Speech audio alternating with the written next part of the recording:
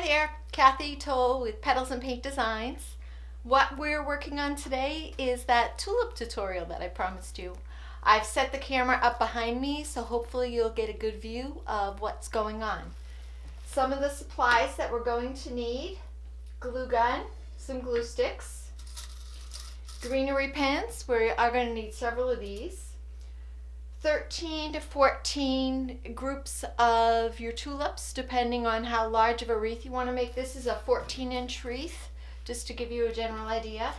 And then some coordinating wired or unwired ribbon to go along with your tulips. The first wreath that I made, the peach colored tulips that I showed, I actually used a styrofoam base, but that was about $7, and I knew that there was probably a more economical way for a base, because really it just gets covered up. So what I ended up doing is I found this at Hobby Lobby. It's one of those straw wreath bases, and it was only $4, and then I used my 40% off coupon, so this is a much better deal. I'm actually decided that I'm going to leave the plastic on because it's going to help to encase the straw. What I'm going to do is just start by attaching my ribbon,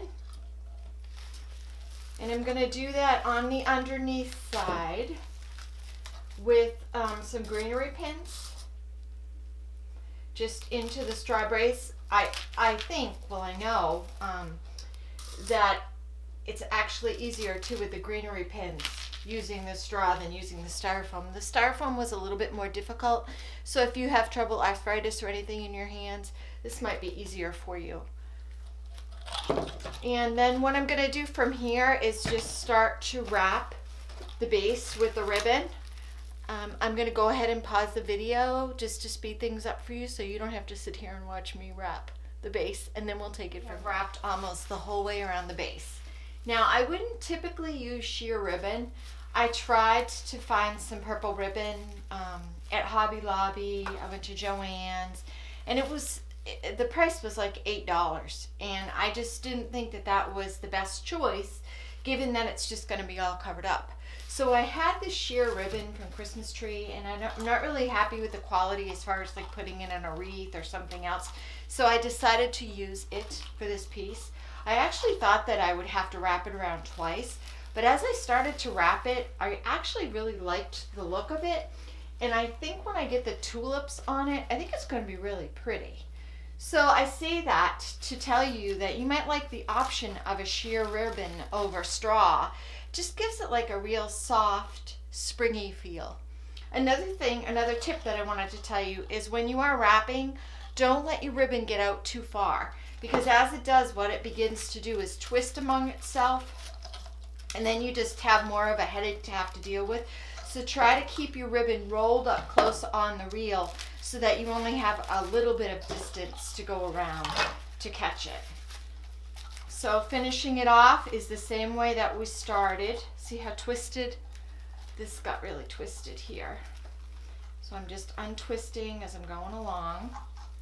If I had kept my ribbon closer, that wouldn't have happened. I actually think I can get it in one more. And then I'm just going to cut it. You can see this right about there. Get my ribbon out of the way. Take a couple of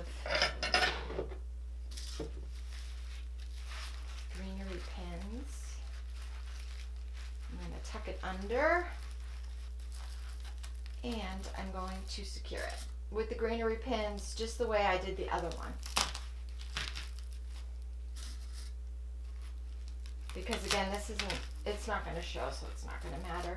You could come back later on if you wanted to and use some glue to tidy that up however you want. But this is what your base is going to look like when we get started. Now, one other tip I wanted to chat with you about. When I went to purchase the flowers, like I said, you need 13 or 14 depending on the size. They didn't have enough of what I wanted. So what I ended up doing is grabbing a variety of the lighter purple and the darker purple, And then what I did is, I know you're gonna think this is crazy, but I really liked the look of it because it's more variegated. I actually pulled the heads off and swapped each stem out so it had a lighter purple, a medium purple, and a darker purple. If you don't want to bother to do that, you don't have to. You could just put them in, you know, they come 3. You could just put them in that way, but I thought it would look even prettier and more variegated if I did stagger them, so that's what I decided to do. So our next step at this point would we want to cut our tags off. And then you want to go ahead and trim all your tulip stems. Now I took it right down to the base. You could go shorter, but I like to have the extra length at this point to be able to kind of stagger my tulips as I begin to put them on the base. And then what we want to do is we want to push up all the leaves, and some of them even have these stems of grass. We want to push those up as well. I thought that there was maybe somebody that wanted to see how I went ahead and removed the buds. So what I simply did is just, here's one I've already taken off. I held my finger where the yellow is and pulled it off. And now I've taken another one, a lighter purple color. Of course, I'm trying to do this without my glasses on. And you just replace it. Okay, so now I have a dark, a medium, and I want a light. So I'm going to come over to this one, pull that top off, pull off this darker one, just holding it by the yellow base, and switch it. And now I have a light, a medium, and a dark. Not all of them have 3, some of them have 2. Super simple. Next thing you want to do is you want to grab bunches of 8. Whoops.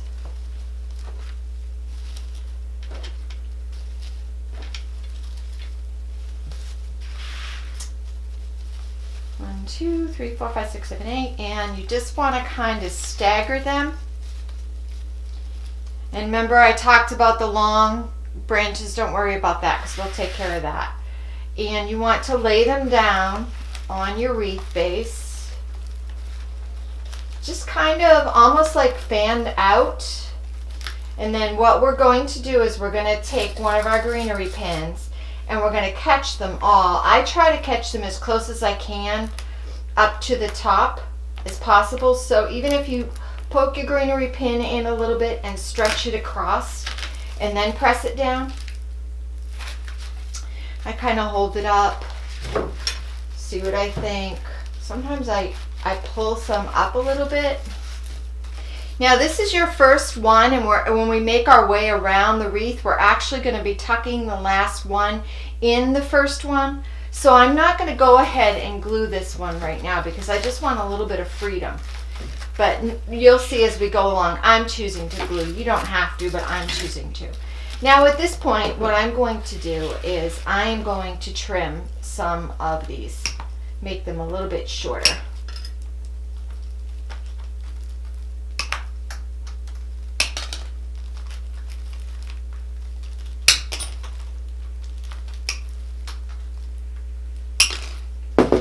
Okay, so we're going to go ahead and we're going to grab our next section, our next bunch of 8, and we're going to stagger them a little bit. Once you do this, you really do, you get the hang of it once you do a couple. And you know what, if you don't feel comfortable gluing them, if you think it's going to take you a little while to get the process down, don't glue them the first couple that you do. Just practice. You want it cascading down over the edge a little bit. That looks really pretty as well. And you just want to kind of hold it up and see what you're thinking about the color and the way that it's looking. And then you're going to take a greenery pin. I'm going to poke it in just a little bit and stretch it over those 8 and push it down into the base.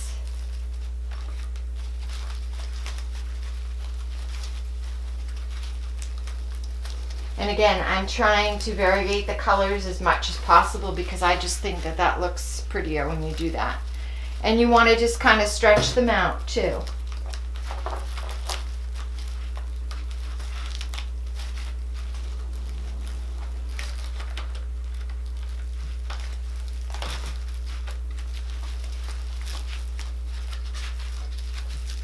See how that's coming? You can already see how it's coming to life. So now at this point, what you want to do is you want to trim, just like we did the first time. We're going to go ahead and trim those ends. Make sure you have some good sharp wire cutters. And then that's how easy it is. We're just going to continue that same process all the way around. So I'm going to pause it here, do a few, and then come back on camera. Okay, so we are getting close to being finished. And I am going to include a picture in this video. I got about a quarter way around and I thought, oh, that would look so pretty. And I put a bow on it. So to give you an option, if you don't want to spend the money, because you know this can get costly. The bushes are anywhere from $1.40 to $2, you know, a bush. So depending on whether you have a coupon in that, it could be, you know, kind of expensive. So maybe you only want to do a quarter of the way and then a bow. But I had that idea, so I want to share that with you. But I am just finishing up, and you'll notice on my bunches, I put the hot glue on top of the greenery pins. I also found that in the variegated stems, what I ended up doing is I tried to be really careful about the way that I placed the stems, so the dark purple wasn't right on top of each other.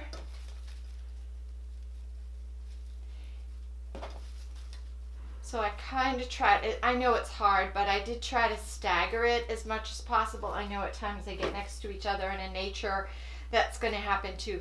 The other really important thing that I didn't say about this piece, probably the number one most important thing when you make this, is you want to make sure that all the flowers are going in the same direction. Because if you've got them going every which way, it's not going to have a flow to it. So you want to make sure that you point all your flowers around. That just makes it very appealing to the eye when you're looking at it. I can see here there's one that I need to fix. And of course, you know, you get some of the tulips, when I got home, some of them were really banged up and I had to try to do my best. But I just wanted to kind of show you. I actually stand up when I do it. And I just kind of lay it down and stagger it to see which way I like it best. And then I even end up bending the stem as I place it down. And again, the thing that I love about the greenery pins is it really gives you an opportunity to manipulate and move the stems around once you've placed them. So then I'm going to go ahead and I'm going to use a greenery pin. And you know, if you can't get all 8 in one pin, that's fine too. You could use a couple of pins. I did that in the last one. And then I just double check to make sure I'm happy with everything. Which at this point I feel that I am, because I could still, you know, pull some up and bend them around if I want.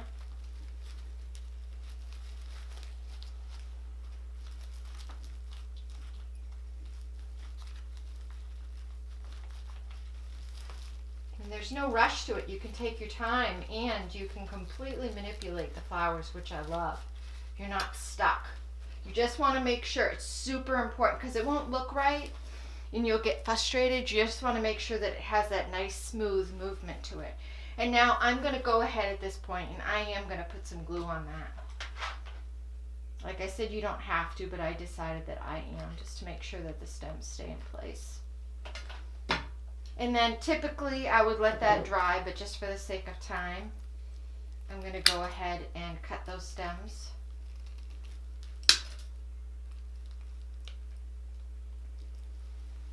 And again, the reason why I don't cut them right off the bat, I've watched some people say, you know, you cut them short right off the bat, but I like to have the liberty of once I lay them down to put them where I want. So having the longer stem just gives me more opportunity to do that. Now I'm going to get my next bunch of 8. And again, if I'm trying to keep spacing out the dark,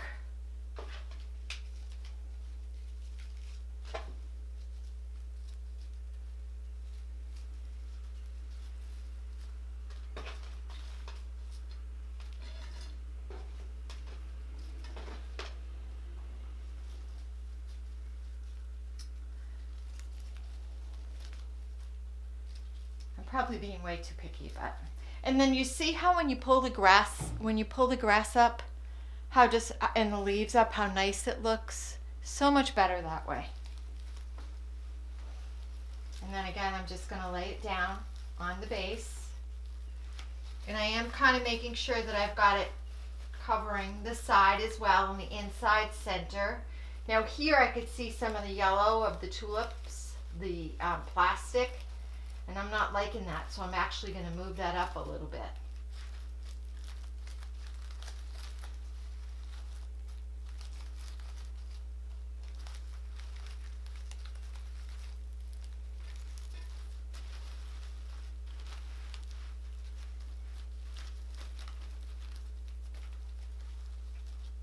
And then I'm going to secure those down.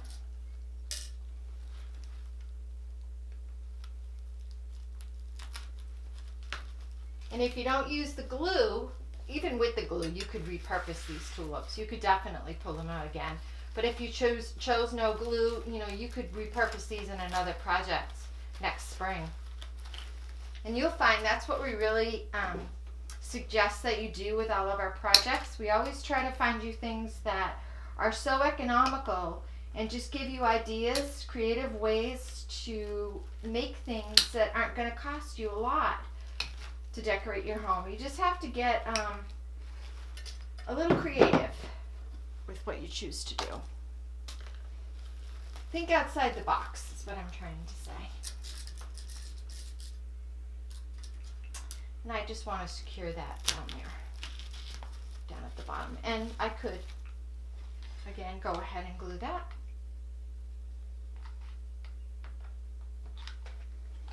And then as you can tell, this is going to be my last bunch.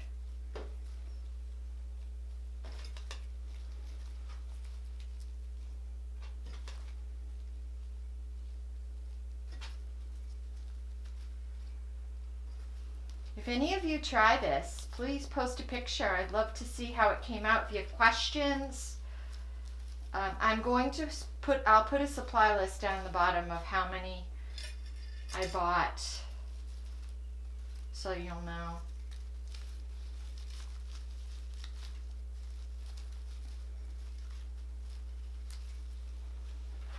And then you just simply lift that first section up, and you want to stick this down in here.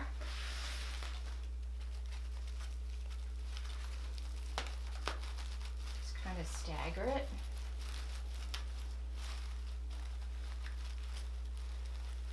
And then I'm going to take a pin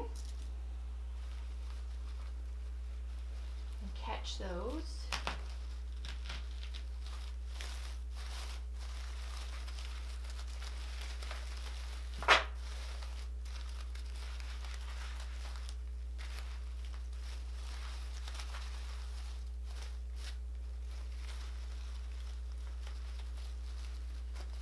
Now every once in a while you might have a tulip that's misbehaving. And all I do is just kind of like dig down until I find it.